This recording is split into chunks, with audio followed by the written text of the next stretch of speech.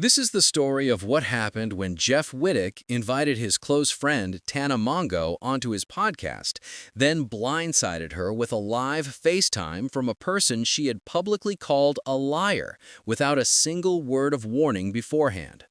These are two creators who somehow forged a genuine friendship out of the most chaotic corners of influencer culture and then burned it down on camera while everyone watched.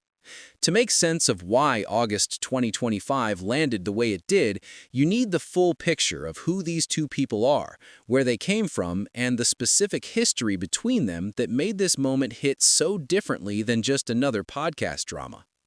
Before we get into all of that, if this is the kind of content you came here for, tap that like button right now, because Jeff Wittek certainly did not warn Tana before pulling his move, but we are going to warn you that this story gets messy fast. Tana Marie Mongeau was born on June 24, 1998 in Las Vegas, Nevada, and launched her YouTube channel on May 1, 2015, when she was still 16 years old. What followed was one of the fastest rises in early YouTube history, built almost entirely on one format: the storytime video. Long, chaotic, deeply personal accounts of the wildest things that had ever happened to her, delivered with zero filter and zero apology.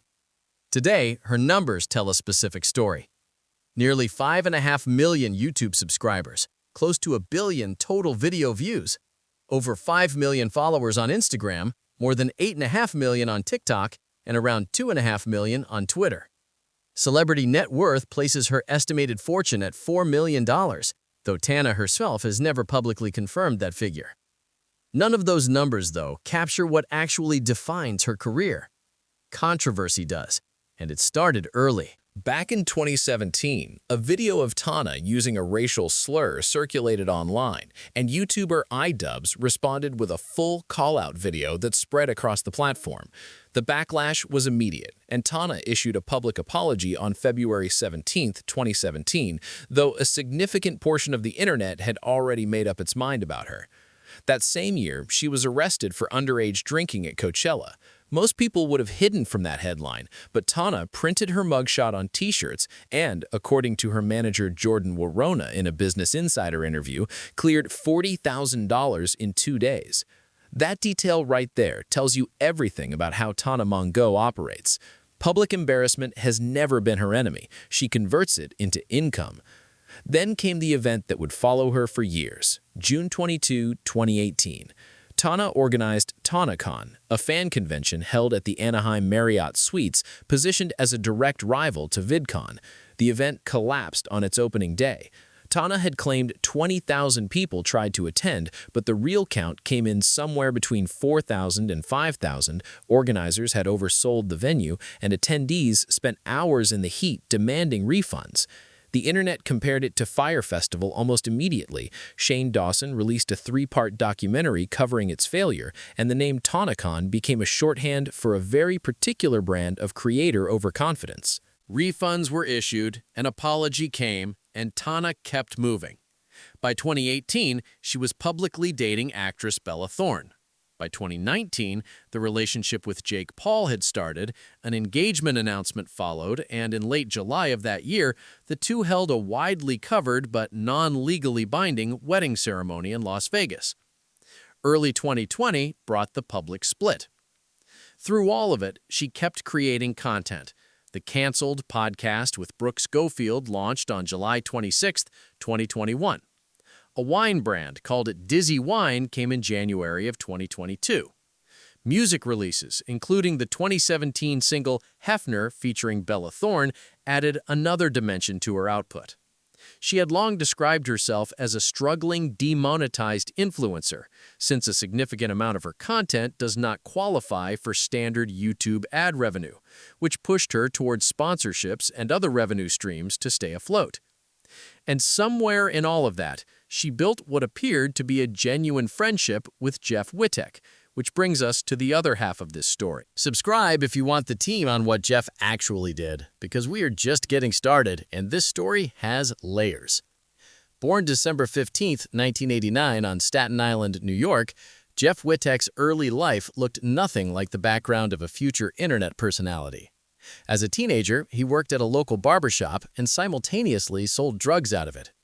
Multiple arrests for marijuana possession came during those years, and after relocating to Miami, an arrest in 2011 added cocaine possession, possession of a controlled substance, and drug trafficking charges to his record. Those charges were ultimately dismissed because of a problem with the search warrant, and Jeff moved to Los Angeles. Out of those circumstances came something unexpected. The barbering background turned into a real business, eventually called Jeff's Barbershop.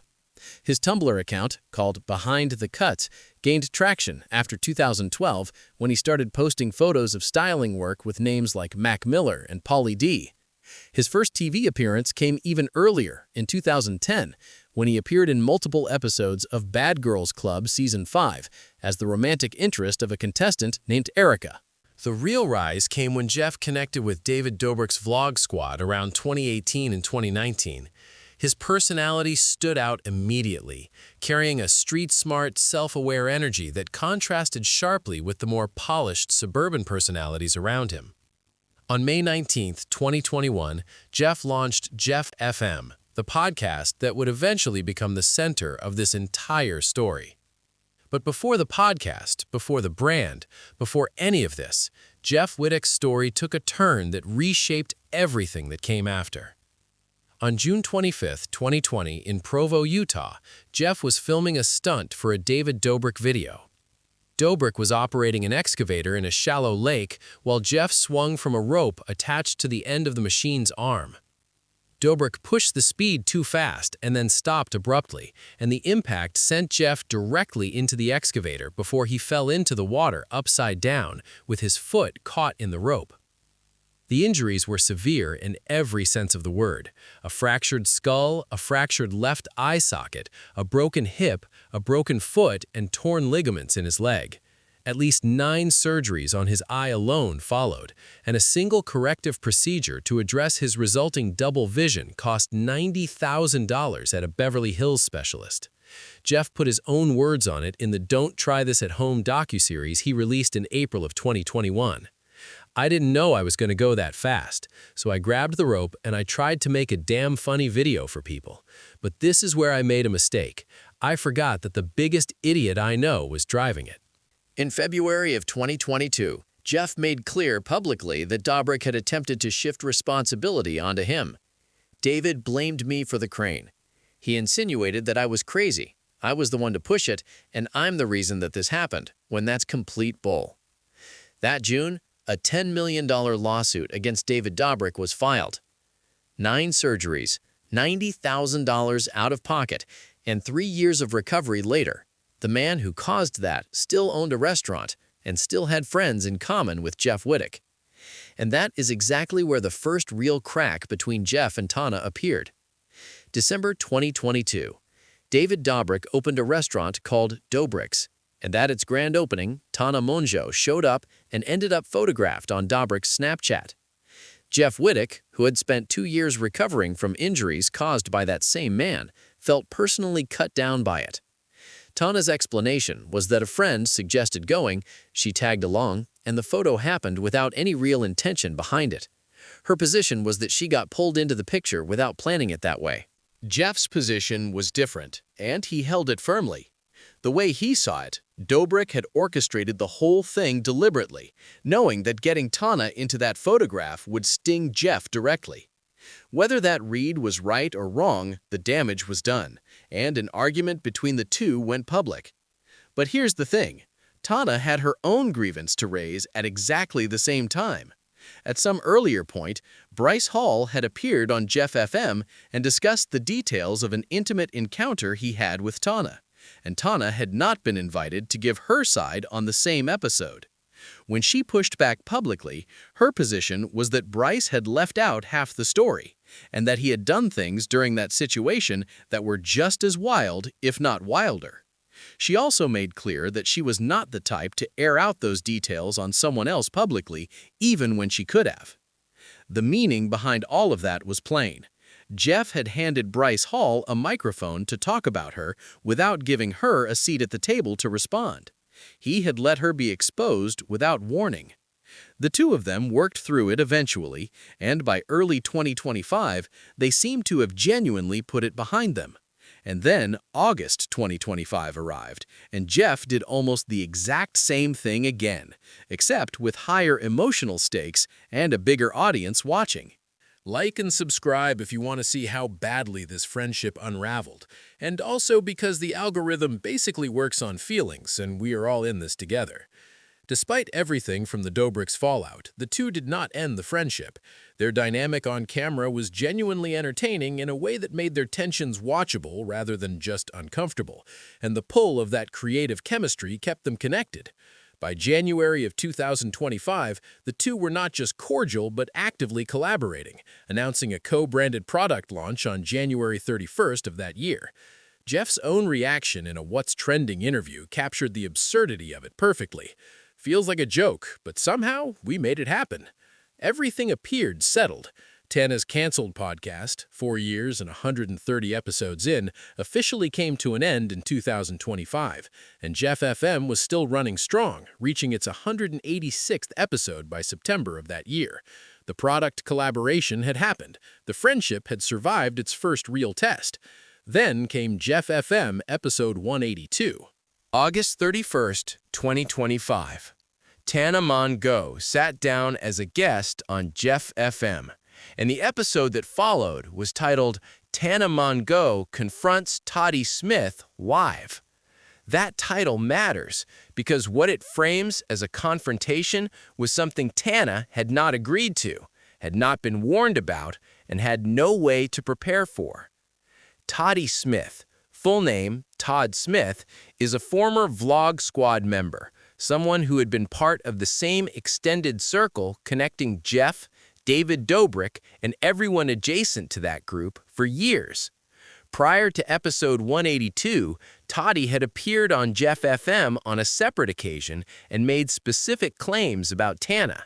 She disputed every one of them, and before the situation in episode 182 escalated further, her position was stated directly. He lied. Everything he said about me was a lie. Beyond the lying accusations, Tana had also described a prior in-person altercation with Toddie in which he was reportedly aggressive and yelling at her, an incident that left real, unresolved tension between the two. Jeff's introduction of Tana on that episode acknowledged the chaos that surrounded her without any hesitation. She's a YouTuber and former podcaster, and she's been canceled more times than a flight on United Airlines. And then, while Tana sat there, trusting that she was on her friend's show, Jeff brought Toddie Smith in through a FaceTime call, without telling her it was coming, without giving her the chance to prepare, decline, or set any terms for the interaction. Tana did not crumble. When Toddie appeared on that screen, she looked at him and said, "I think you're a liar." But standing her ground in the moment does not erase what was done to get her there. Jeff had taken his friend, his collaborator, someone who had co-launched products with him 7 months earlier, and placed her into a confrontation she had not signed up for, against a person she had explicitly said had lied about her. The content that resulted was sharp. The betrayal underneath it was sharper. If you're still watching, you probably already have an opinion about this. And honestly, so did the entire commentary side of the internet within 48 hours. September 2nd, 2025, 2 days after the episode aired, Trisha Paytas covered the situation on Just Trish. The episode title was not subtle. Jeff Wittek is messy for betraying Tana Mongeau. Trisha's focus landed specifically on the blindside nature of the FaceTime call, framing the whole thing not as chaotic podcast content, but as a genuine act of betrayal.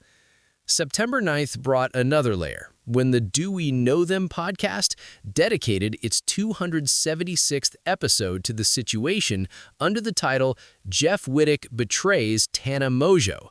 The word appearing again and again across commentary circles was not prank, not chaos moment, not unfiltered content.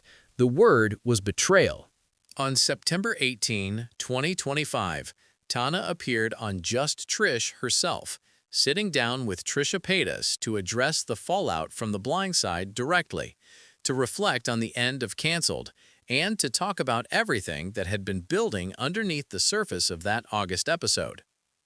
And what was building underneath was far more serious than a podcast argument. Everything that happened on August 31st sat on top of a personal situation that most of Tana's audience only partially knew about. In late 2025, Tana publicly announced that she had reached 1 year of sobriety. For someone who has been as open about her personal struggles as Tana has, reaching that milestone is not a talking point. It is a real, hard-won achievement that carries weight. On the Not Skinny But Not Fat podcast, she disclosed that her own parents are currently suing her, connecting the trauma rooted in her upbringing in Las Vegas to the addiction she spent years working through. So, the Tana Mongeau who sat down on Jeff FM that August was not the invincible chaos creator that the internet had built her into over a decade of storytime videos.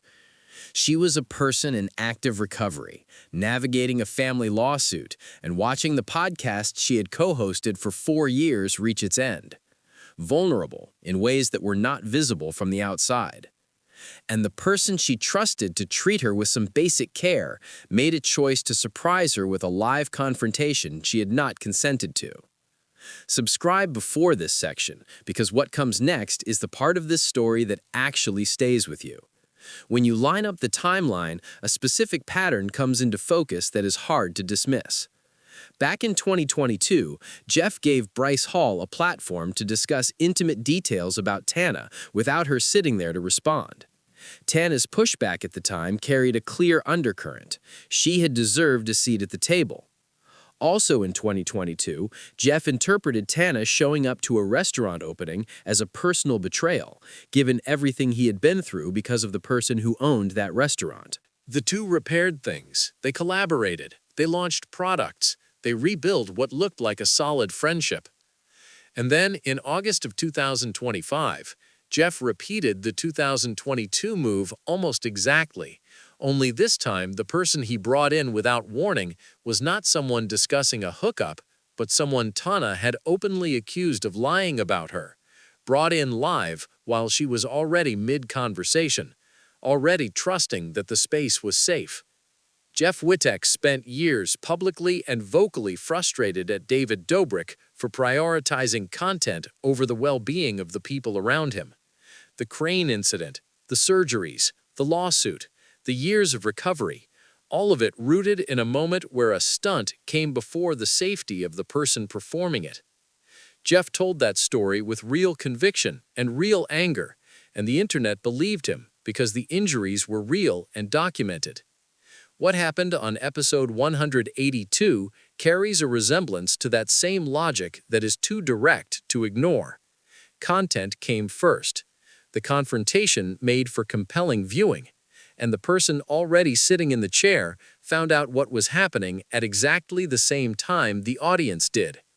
That is not a small irony. That is the central one. Jeff Wittek's injuries were real. The $10 million lawsuit, the 9 surgeries, the $90,000 spent on a single corrective procedure, the years of telling his story publicly and honestly, all of it is documented and all of it happened. A lot of people have genuine respect for how he rebuilt himself out of that experience. Tana Mongeau's betrayals are also real and also documented. Across more than a decade online, she has been discussed without being present, used as content without being consulted, and treated as material for other people's platforms since she was a teenager making videos in Las Vegas. She converted that into a career by refusing to disappear every time someone tried to make her the punchline. And in late 2025, she announced 1 year of sobriety while navigating a lawsuit from her own parents and the end of a podcast she built over 4 years. The version of Jeff Wittek who spent years arguing that David Dobrik had prioritized content over the people in his orbit made a choice on August 31, 2025 that looked a lot like what he had spent years criticizing. Whether the friendship with Tana recovers from that is still unclear. What is clear is that the moment revealed something that has always been true about this world. The line between friendship and content has always been thinner than it looks, and the people who end up hurt are almost always the ones who are already carrying the most weight going in. That is this story, and if you watched all the way to the end, you already know it is not over. If this video gave you something to think about, drop a like before you go, and subscribe if you want to be here when the next chapter of this saga inevitably drops, because with these two, there will absolutely be a next chapter.